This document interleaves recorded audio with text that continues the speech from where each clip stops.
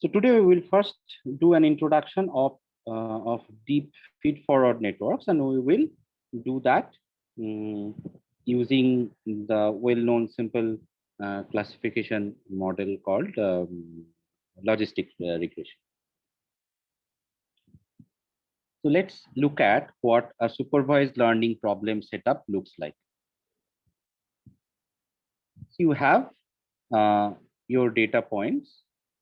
Suppose this is one data point with different features or attributes. Okay. For the sake of clarity, let's actually write this a bold X. And there is some function or some property of X that we cannot model exactly. Okay. So we cannot model that exactly. And the thing is, that's something which is happening naturally in the world, and it's dependent on the attributes of X or maybe more factors, but all we know, what we are given or we know, are these attributes of X, and hence we cannot model that function property. And that function, let's say it's called y is equal to f star X. Instead, what we will do is we will try to predict the values of that function f star X using some function that we can compute, and we'll call that f of X, and there will be some parameters associated with the function. We will come to that in a moment. And so the predicted one, we'll call it y hat. The idea is that we will try to minimize the error on points for which the true values y are known.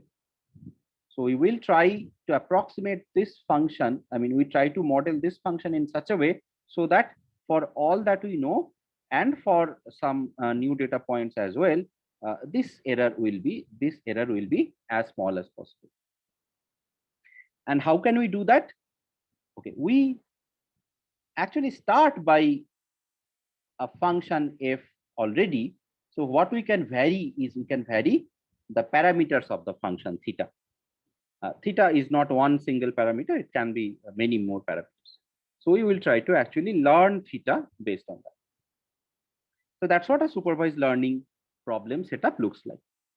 You must have looked at a lot of examples and so on. So I'm just starting with this kind of abstract formulation of a supervised learning problem setup. Now, given that backdrop, let's first remember. So have you done logistic regression in your ML class or neural network class? No. No logistic regression yet? Okay, linear regression? Linear regression? Yes, sir. Okay, fine. So that's fine. Then we'll have to go slightly slow today. So let's say you have these data points, and what logistic regression tries to do is it's actually a binary classification problem. Now, all these terms, binary classification, I'm assuming you know this term, binary classification. Okay, so if you don't, just stop me. I will quickly explain. We don't have to actually go through a huge lot of things, but if there is any terminology which is unknown to you, just stop me, and I'll make sure that you have the working knowledge. So it's a binary classification problem. That means there will be two classes, yes or no, red or blue, or something like that, right? So there are two possible values, and mathematically, let's call them 0 and 1. So y can be only 0 or 1. The actual true values of y can be only 0 or 1. What logistic regression does is it's a linear regression. So you might recognize this formula, right? So you have this vector x, you have this vector. Yes? Yes, Ashu, you said something? No, sir. Okay. Okay. So what it tries to do is it is kind of applying a linear regression or like a linear function. I should not say linear regression because linear regression means the whole thing. So sorry about that. So it applies a linear function and then another function, which we will explain. Okay, such that the values of fx will be in the interval 0 to 1. Remember, this is the set 0 and 1, and this is the interval. Okay, this is the interval 0 to 1. Okay. So what is that this function? What is this? Yeah, what is this sigma thing, right? So we talked about. So that is the sigmoid function. The sigmoid function is defined as sigmoid of z, the parameter, is 1 by 1 plus e power minus z. It looks like this. So for small for z is equal to 0, the value of sigmoid is around half. And for z being minus 6 or smaller, it's almost 0. For it being plus 6 or larger, it is almost 1. So essentially what it does is it tends to 1 as z goes to plus infinity and tends to 0 as z goes to minus infinity. In other words, it can map any number on the number line, any real number, to a probability. So it's the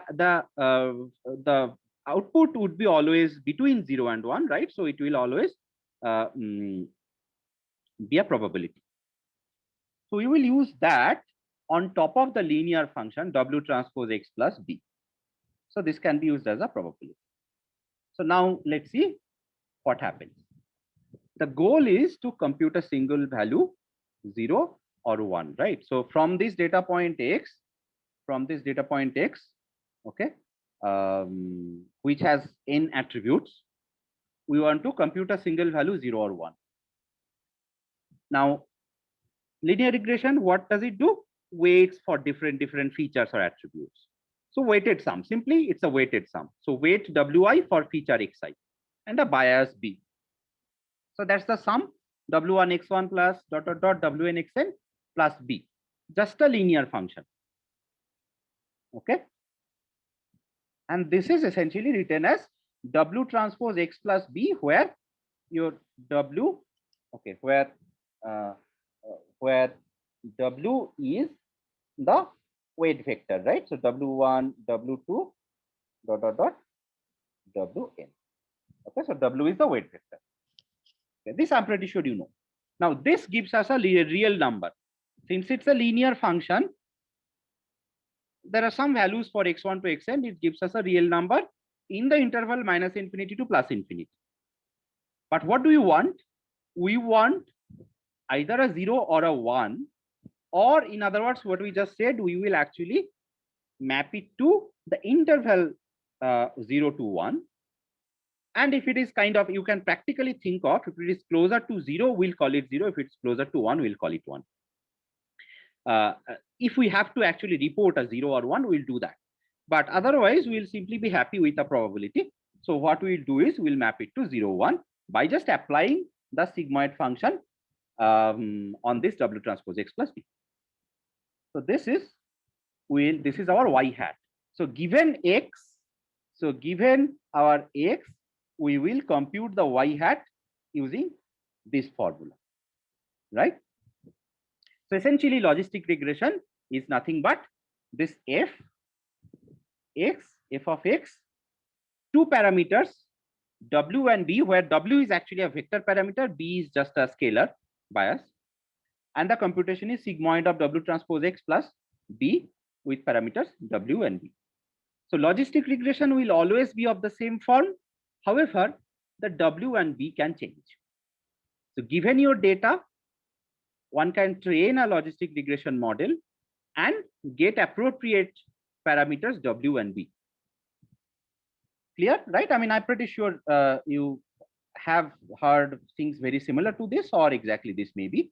And since you have done a deep neural network implementation, basically what we are doing is we are actually doing the hello world of deep neural network. So this is the simplest form of a neural network you can have.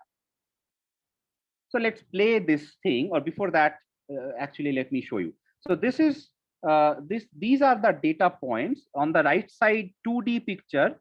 I just created some synthetic data and I kind of added a bit of noise. So you see in this data, so this is the 2D version. Sorry. Yeah, okay. So this is the 2D version, and here you see there are some red points and there are some blue points. Now there are you can kind of think that a line like this would be a good linear classifier, right? Linear classifier means it will separate the 2D. So for a 2D space, a separator will be a line. For a 3D space, a separator will be a plane and blah blah blah. So this would be a good way to classify. That means things on this side would be red and things on the other side would be blue. But red and blue are not understood by computer, right? So we said our model is y has to be 0 or 1. So let's say the blues are 0 and the reds are 1. So this is what we have in the data, and purposefully what I have done, I have introduced some noise. So there are some red points inside a lot of blue and some blue points inside a lot of red and so on, just to make it more real. Now what logistic regression does, it will randomly initialize.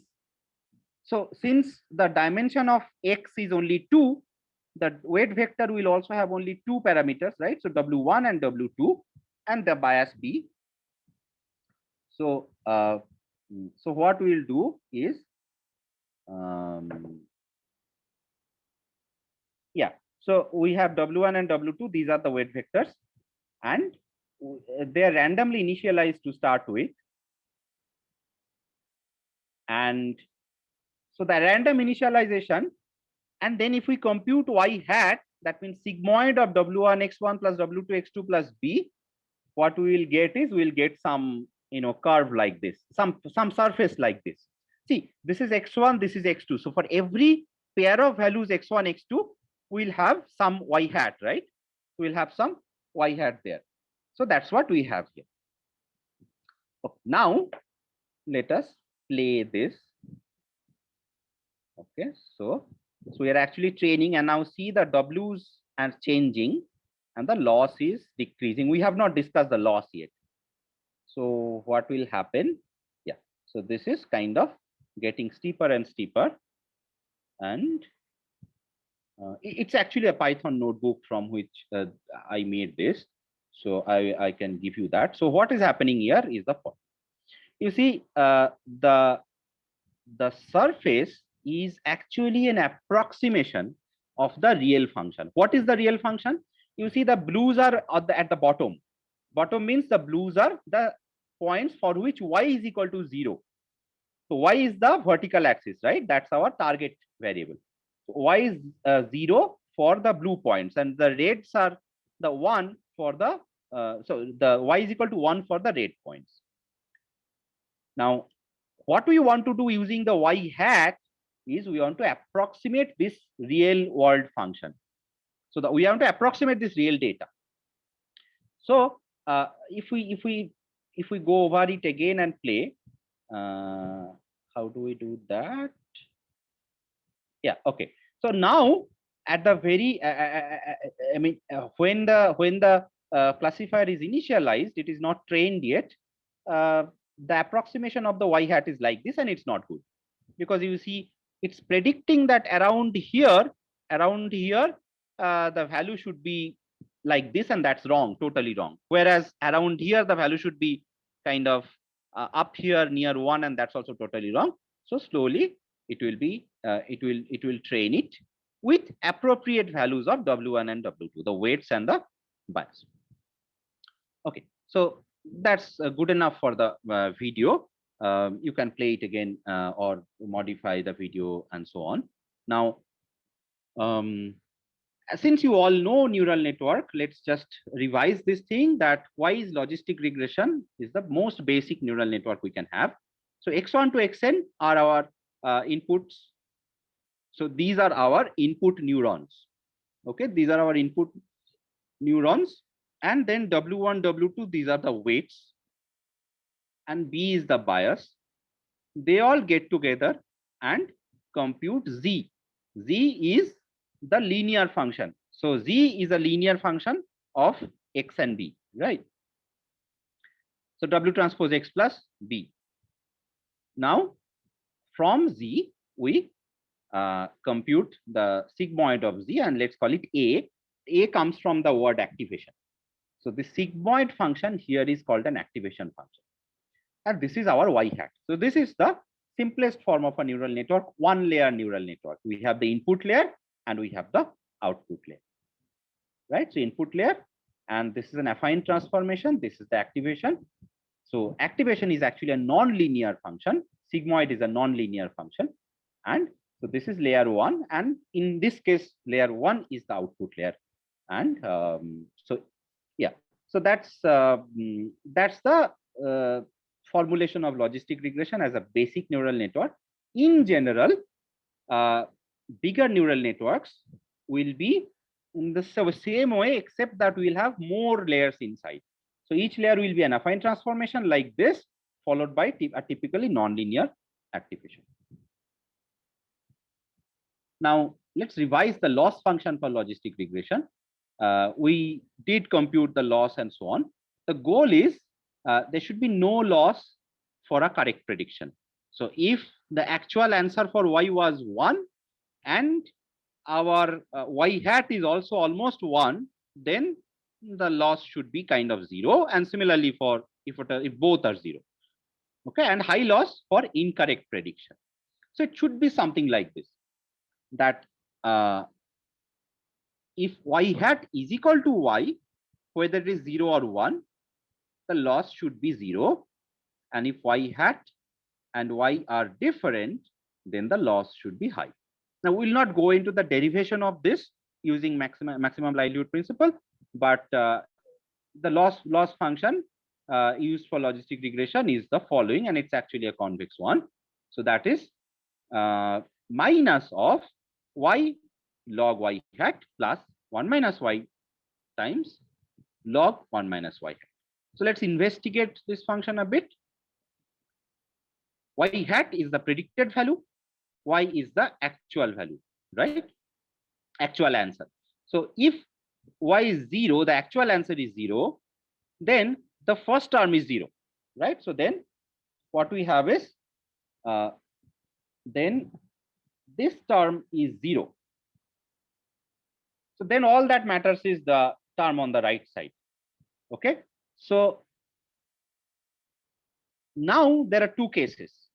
One is if Y hat is also 0, if Y hat is also 0, then this is 1 minus, so Y is 0, so 1 minus 0, so that is 1, right? So that is 1, and it is almost like a log 1, right? So Y hat will never be actually exactly 0.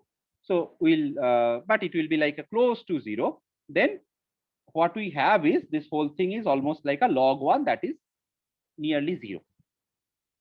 On the other hand, in this case, if Y hat is close to 1, that means it's a wrong prediction. Then what we have is Y hat is close to 1, that means this portion is almost 0. So then the loss is like the whole loss is minus of kind of log 0. So that's actually very high. Okay, so that's the idea behind the loss function. Similarly, the other case will be exactly analogous. If Y is actually 1, then this part, the second term is 0. So we only need to focus on the first part.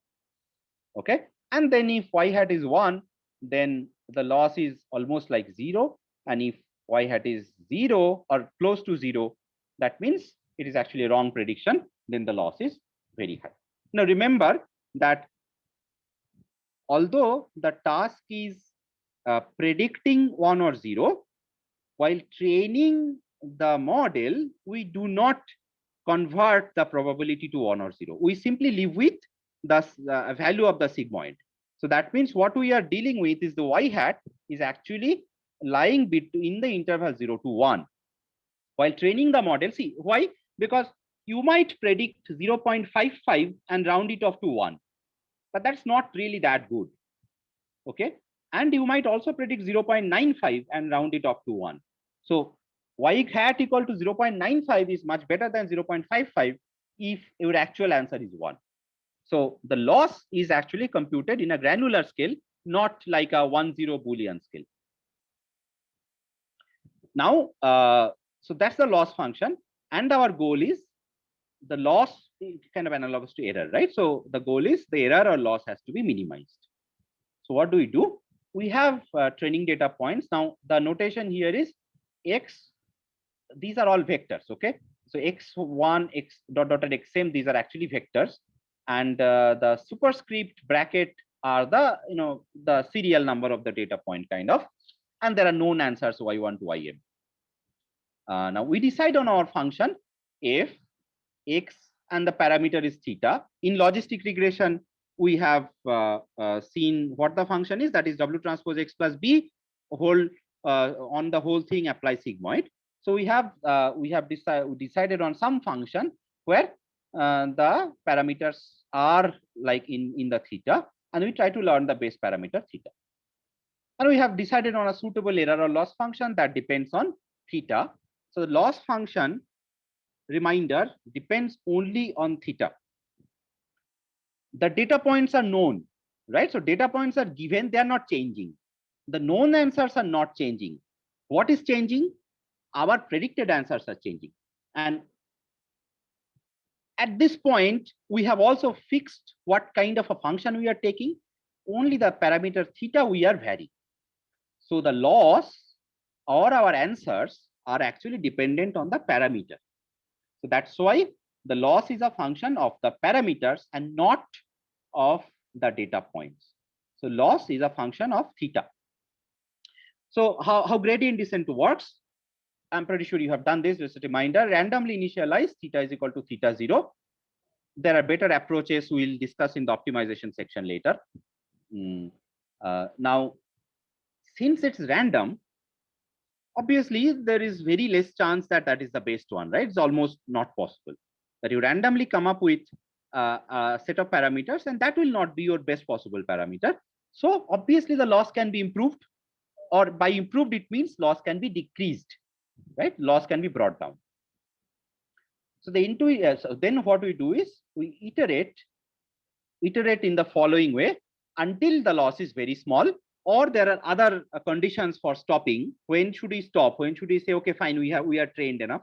There are other conditions, but let's just think about how we iterate. So we compute the derivative. In this one, let's think about the two-dimensional picture, and then we'll think about higher dimensional. So let's say theta is only a single parameter.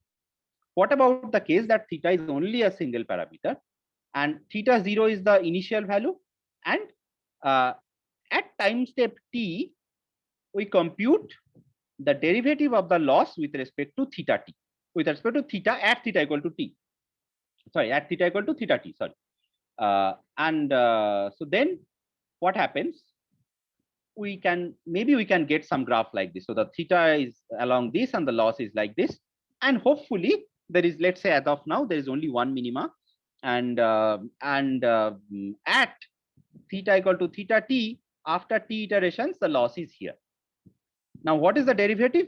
The derivative, if the derivative is less than 0, that means the loss is decreasing at that point. But our goal is to decrease the loss. So if the derivative is less than 0, we should go forward. We should go forward because, yeah, if we go forward, the derivative is negative. So we are going downhill, right? On the other hand, if the derivative is greater than 0, then the loss is increasing, maybe at a point here, right, where the loss is increasing, we should go to the other direction. So essentially, we want to keep decreasing L, so we should go towards the opposite of the derivative or gradient. In higher dimension, we'll call it gradient. So in general, we'll keep calling it gradient. As of now, to intuitively, this is just the derivative. Okay, now and then we'll update theta by some the previous theta minus some small parameter epsilon, which is called the learning rate, times the derivative. So if the derivative is positive, we'll decrease theta. If the derivative is negative, we'll increase the parameters. So in this case, of course, the derivative is negative, so we should increase theta, and maybe we go here, something like this. See, the loss will decrease. Okay, any questions so far? I'm pretty sure these are all revisions, but just want to make sure that the basics are clear. Any question? Okay, all right. Let's move.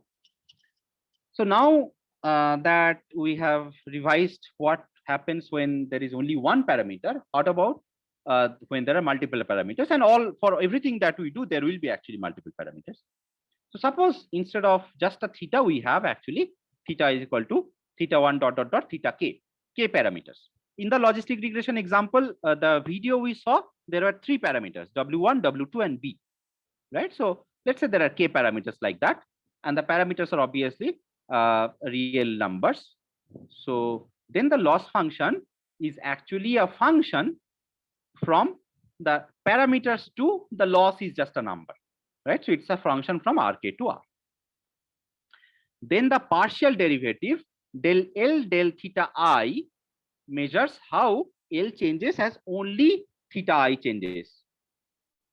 So as only one of the parameters changes, how the loss changes, right? So that's the partial derivative. And then we can define the gradient. Okay, it's a nabla theta, L theta, or sometimes we'll write it as del, sometimes just the gradient sign. We keep writing in different ways, but we'll always understand what it means. So the gradient of L with respect to the vector theta is actually the vector that is all vector with all the partial derivatives. So gradient is nothing but just a vector with all the partial derivatives. Okay. So so that means, what does the gradient give us? The gradient tells us that if so right in that picture, right? In that picture, so this was, let's say, theta 1, and this is theta 2. So our W1 and W2, right? Sorry, this was our okay, that's actually a different picture, I'm sorry. And suppose the loss is this way, right? So L is this way. So it tells us that if we only travel along this, if we increase or decrease theta 2, how will the what is the derivative of the loss? Okay, maybe it's like this, whatever. Or what if we travel this way? Okay, just think about this parallel, or what would be the derivative like this, right? So this gradient only tells us that how will the loss change if we change the parameters, change only one of the parameters at a time. However, the general case is not difficult. So the general case is, let's say if you want to think about the loss as a surface in the gradient, in the parameter space, right? You want to reach the bottom of the surface, right? You want to decrease the loss and go to the minima. You may not always just go along one of the axes or go along only in those directions. You may actually want to take shortcuts, right? So the directional derivative is slope of the function L in the direction of some unit vector u. Okay, this u should have been bold. Is del alpha L theta plus alpha u. So where alpha is a small number, right? So differentiated with respect to alpha, but what is our vector? Theta plus alpha u. So we are only looking at a small change in the direction of u, this unit vector u. And we will evaluate it at alpha is equal to 0. So we'll compute the derivative that way and then evaluate it at alpha is equal to 0. So this is actually a picture, and one can look at this. See, but I will just look at the still photo here. But you can later on look at this website and this can be this arrow can be actually changed around and so on. So this may be your okay, this may be your these may be your parameters. And what if instead of moving this way or this way, you want to also move this way, right? So then this is your gradient, right? So in this direction, this is your gradient parameter. So anyway, so let's do this math using chain rule. What we get, this is at alpha is equal to 0 is, okay, this is this del theta plus alpha u with respect to this, and then the chain rule we get this here. And this one, okay, this is just yeah, so the right side portion, so the right side portion is just u transpose. Why? Because with respect to alpha you are differentiating, so all that we have is u. Theta is a constant here, right? We are keeping theta plus, we are only changing with respect to changing as, towards u a small amount. So this much is just u transpose, and this is just well, just a change of variable. So this is just the gradient of L. So what we get is we get the gradient of L times the unit vector transpose, but the unit vector can be of any direction. So this then is the norm of u and the norm of the gradient times cos phi, and the phi is the angle between u and the gradient. So what does this mean? This means that if we want to go to an arbitrary direction, what will be the change, or how can we compute the gradient? Okay, we compute the gradient in this way. Now the funny thing is, yeah, so this is essentially u is a unit vector, so this much is 1. So this is just the gradient's norm times the cos. But what we want to do is we want to minimize the directional derivative so that L decreases the fastest, right? So that's what we will do is we'll choose a theta, sorry, choose a phi here such that cos phi is -1, right? So u is in the opposite direction of the gradient. So in general, in the 2D case, what we saw, when there is only one parameter, we saw the 2D graph. If the derivative is positive, we go to the opposite direction. If the derivative is negative, we go to that direction. Here also it is the same thing. The gradient gives us a vector, and that vector has a direction. We should simply go to the opposite direction. That's what gradient descent is. Okay, all right. Now for logistic regression, then we need to do that calculation. So let's say w1 x1 dot dot dot wn xn. We have b. This is the forward propagation. You must have heard of this before. So you'll just this is the forward calculation, right? And then sigma of z. So sigmoid is this, and this is what we get. What we get is a or y hat. Then we compute the loss, and the loss function is given a or y hat is same, right? So given a and the actual answers y for every data point. So this is individual data points loss function. When we have, let's say, 100 data points, we just have to sum them and take the average, right? So this is minus of this. That's the formula. Now, what do we have to do? Our goal is to minimize L. And what can we change? We can only change the W's and B's because the X's and the actual Y's are fixed. So we will try to change the W's, Wi dot dot dot Wn and B, so that L is minimized. So we will compute the partial derivatives of L with respect to all the parameters. So that's the back propagation case. The parameters here are W1 to Wn and B, and the gradient descent will be compute partial derivatives of L with respect to the parameters and keep updating the parameters towards the opposite direction of the gradient, right? So the backward propagation then is first chain rule again we'll have to do. So first L is a function of A here. A is our answer. A is our answer, or A is equal to y hat. So that's the answer. So that answer is a variable, right? If we change the parameter, our answers change. So we'll first compute the derivative with respect to A. We get this. We'll quickly go through the thing. We'll not go into the details. Now then the chain rule with respect to this z, with respect to z, this is also a variable because that depends on the parameters. So dl dz is will actually get a minus y, and then once you have dl dz, you can actually do dl dw whatever wi, that is xi times dl dz, and dl db the bias vector. Well, the bias vector for the bias vector, all the this part is constant, so will simply be dl dz. And then our gradient descent iteration will be each wi. So w1 will get updated by w1 minus alpha times del l del w1 and so on. So wi will be updated this way, and b will also be updated this way. By the way, here instead of epsilon, I have used alpha as a learning rate. So sorry for that. It just means that alpha is the learning rate here. Okay. So this is alpha.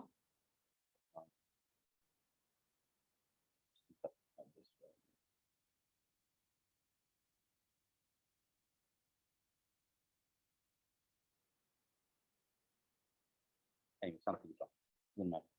So alpha is the learning rate here. Okay. Now we are ready to introduce generalized logistic regression to a deep feed-forward network with L layers instead of one layer. So we again have the input layer.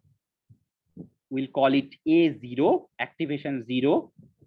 Okay, that is our input X vector. Now, next layer, layer 1, will compute lots of Z's. And each of them will be some matrix times A plus B. Now note that, so not each of them, I mean this whole vector Z will be some matrix times A plus B. Okay, we'll just come back to this, what kind of a matrix this is. Okay, this is an affine transformation. And then element wise we'll apply the activation function, right? So element wise we'll apply activation function. That could be sigmoid, that could be something else, and so on. So we'll call it G1 because it is the layer 1 activation function. So this is a nonlinear activation G1, and this is element wise. And then it will go through several such hidden layers. So this whole thing is one layer, right? So several such layers. And finally, if we assume our output layer will just be one number, then ZL will be this from the previous layer, whatever we get, some linear function, and then some final activation. Okay, this is the output layer L. Okay, so each layer is an affine transformation followed by a nonlinear activation, right? So that's a deep neural network. Now, just the details of the calculation in every layer. So, like exactly what's happening here, right? So details of calculation in every layer. So dot dot dot. That means from k minus 1th layer, I am coming to kth layer. So then zk is some matrix, weight matrix wk times ak minus 1 plus bk, and then this is element wise activation applied element wise on the z. Okay, so dot dot dot again, with that means lots of other layers in there, then the output layer. Okay, now let's just verify the dimensions. Suppose n0 is our input dimension. So this is a vector. Now this is one data point. As soon as you have many data points, instead of one, we'll have a matrix here. So if you have, let's say, m data points, then it will be n0 times m, right? So, but that's just valid.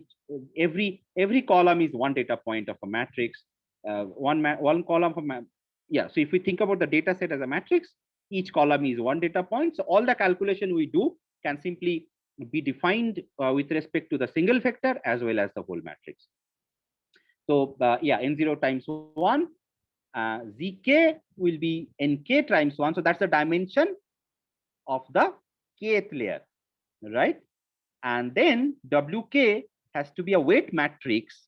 The difference from logistic regression, in logistic regression, the w was a weight vector because our final goal was a single number. Here, between two layers, we may go from a vector to another vector. So we need a matrix. So that will be nk cross nk minus 1. And bk is also a bias vector of the same size. and AK activation will also be of the same size, right? So each layer will have one size. And the final is, let's say, 1 by. Okay, any question? I'm just trying to verify you have heard of these things before, right? That's okay.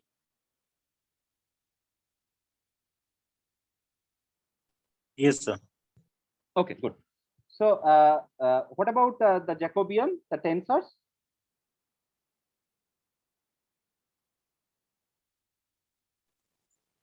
Jacobian means Jacobian matrix are you talking about? Yeah, okay. Anyway, fine. It will not take much time. So let's just go through this. I think because of consistency, it's actually good that we just quickly revise this. So suppose, so far what we saw was we need to compute gradient of the loss function with respect to our parameters. But during the process of the chain rule, sometimes we will have to have weight matrix. The next layer is also multidimensional, previous layer is also multidimensional. So often what will happen is we will have to deal with functions which are of this form, some p dimension to q dimension. Okay, so let's say that is given as hx equal to y, where both are vectors. So not only one is a vector, both are vectors. So then the Jacobian is just a generalization of the gradient, is the p cross q matrix, where you have this del y and del y del x1 dot dot dot del y del xp. So since you have p dimensions, these are column vectors, or in other words, it's written like this. Okay, so this each column you can treat them as each column you can treat them as the gradient of yi. So the ith column is the gradient of yi. Okay, so that we can sometimes also write as del y del x, but just remember that this is actually just a matrix. This is actually the Jacobian matrix. Now, from Jacobian, which we typically call Jacobian a matrix, but the generalized Jacobian is not even a matrix; it's something bigger. So, what can happen is your function can be from a tensor to a tensor, right? So instead of rp, that means just a p dimensional vector to a q dimensional vector, you may already be doing from a matrix to a matrix, or even a tensor to a tensor, right? So then also the same thing will carry forward. Instead of this being a p cross q matrix, we'll have a p1 cross cross cross pn cross q1 cross cross cross qm dimensional tensor. Now this will be very hard to write it down, but yeah, I mean, we actually don't really have to do much. TensorFlow takes care of all of these things. In fact, one of the great news is that you hardly have to implement the gradient descent ever. You never have to do that. All you have to do is you have to implement the forward path. That means the forward calculation. And as long as your functions are nice, because they will always be nice because they are just the standard layers already defined. So you will only be using well-defined layers, right? So then the back propagation will always be taken care of by the very well-built Python libraries. So, but nevertheless, just remember that in case of, if we just think about this picture where WK, or maybe the previous picture, right? So, yeah. So here, when you're doing the back propagation from one layer to another, you're actually dealing with huge tensors. Okay, so that's just remember that. All right. So let's just look at the back propagation step. So this is the forward propagation, right? This we did already. Now the backward propagation. The backward propagation, let's assume you have done it till the kth layer, from the last layer to the kth layer. And then in this layer, what's happening is first you do the backprop for the activation. So the activation is element wise. So this is more like a normal number chain rule. there is no high dimensionality involved here. Okay, this is element wise, but the chain rule comes here. So whenever you have DLDZ, these are element wise, but then it forms the vector. So this is a vector, right?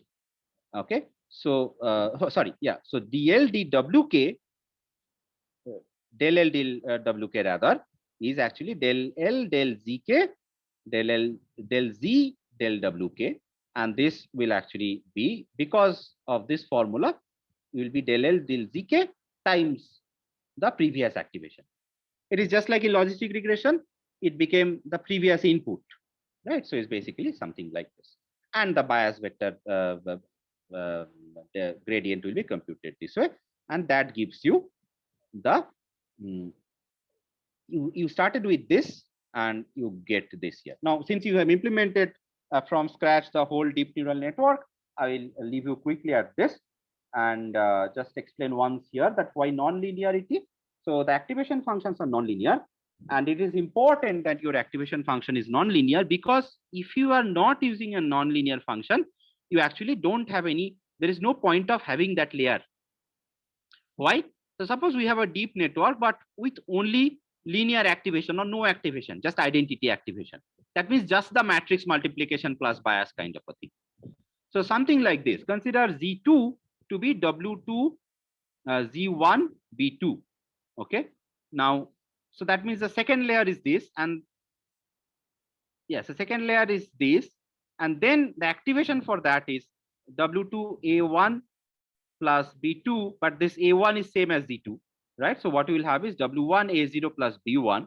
This you can actually multiply. So basically, you can show that this whole thing is one matrix plus A0 plus this whole thing is the bias vector. So if you do not have a nonlinear transformation in the activation, you can actually collapse the two layers and make it into one layer. So the power of deep neural networks come with the nonlinear activations. Now tell me, have you played around with the TensorFlow playground in the TensorFlow page? Yes, sir. Okay, and has anybody seen this? Okay, let us just actually No, go sir. there. Okay, so this is highly recommended. You should definitely do. Okay, I'll just a moment. I'll share my screen.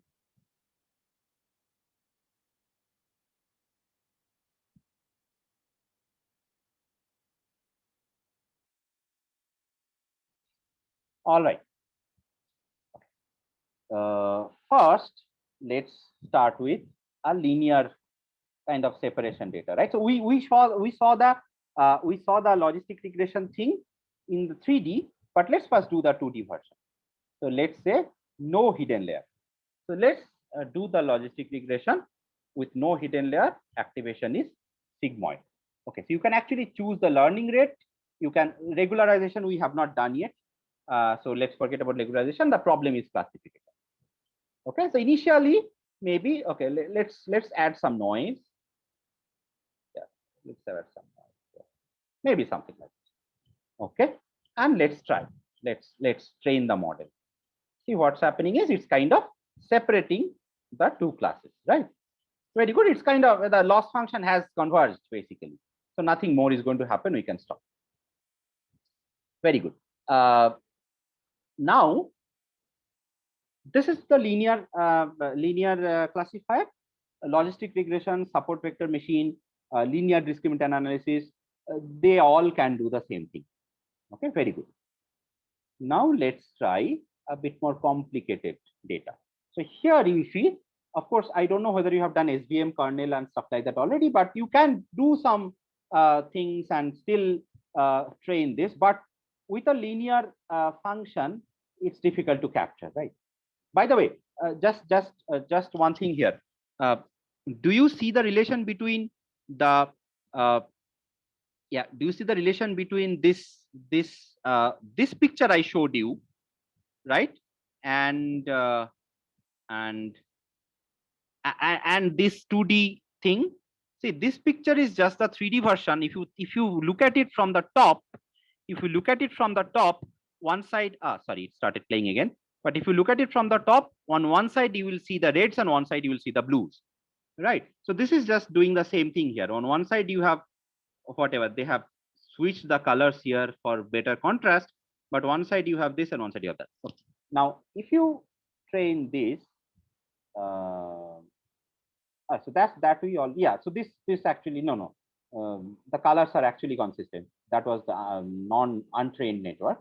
So this is more like you have actually something like yeah, it's like from here it's kind of dropping the sigmoid thing and going like this, right? Something like this is actually happening. Fine. Now what you want to do is you want to try a different thing. Sir, what is this x1, x2 blocks line from there? Okay, so this is essentially you can take your mouse there, and how is x1 affecting this and how is x2 affecting this, and then together the combination of next one and so it's a function of x1 and x2, right? Yes, sir. The output is a function of x1 and x2, but how are they? So now at this point their weights are kind of similar, right? So the weight is 0.22, the weight is minus 0.26, the magnitudes are kind of similar, but it can happen that the weights are not similar, right? So then we'll see. So with this, however, if we try to train with a logistic regression, we'll not really get a good result. Okay, so you can actually see it's not going to be good, and you can actually increase the learning rate a bit, and still maybe it will still try to separate the two classes with a line or with a kind of a line kind of a thing, but it will not do a good job. Now, one thing obviously you can do is you can add the squares as your features. Ultimately, you want to capture a circle. So if you add the squares, you will be done, right? If you add the squares and still train with a logistic regression, what am I doing here? We are just increasing the number of features for logistic regression. This is feature engineering. That our standard features are not enough, so we are creating new features. So instead of x1, x2, we now have 4 features. Our input vector is now 4-dimensional. The extra 2 features are derived from our existing ones only, but we are just doing that. And now if we train with logistic regression only, no hidden layer. So see, this is no hidden layer. Activation sigmoid means it's a logistic regression. So now see, now things will be fine. Okay, so now it's a good training. That is because we have done some feature engineering here. But we can also, this playground also allows us x1, x2, sign, and so on. But, in general, you can add your own features, whatever you want. But then that becomes more and more complicated, and it will not be that powerful. It's like a lot depends on your intuition and your feature engineering. And also you see here that x2 has a very low weight, x1 has high weight. So that's actually the thing that they were talking about. Now instead, let's add some hidden layer here. Look, I'll not play with this for a long time with you right now, but I'll just show you a couple of things, and then so maybe let's add 3 neurons. Okay, so let's add 3 neurons right now. This is just the initialization, right? So this is just the initialization, and we'll now try to train. And sigmoid is the activation function. So let's try training. And you see, okay. It's not really like a circle. So it will not going to emulate your x1 square and x2 square. But what it is doing is from this to this. So from x1, x2, you are getting linear boundaries in the next layer. You are getting linear boundaries in the next layer. However, they are combining together and making something which is kind of what you want. So if you add another neuron here, right? If you add, let's say, 5 neurons here, you can guess what kind of a shape you will see here, right? If you add 5 neurons here, you are going to see something which might look something like a pentagon. or maybe it's a bit smoothened around, but it's something like this, right? So 1, 2, 3, 4, 5. Okay. Anyway, so you can please do play around with this, more layers and stuff like that. Playground.tensorflow.org. The link is there in the slides, but this is just deep neural network, and it will not be enough for doing our NLP or IR, but that's just the beginning. All right, I think we'll stop that for now, and let me go back to the slides. Okay, go back to the slides, but here what I have is I just have the references. That's not the end of the class today. So So that how means was the we whole deserve a thing being break. done? Was it a, Sorry.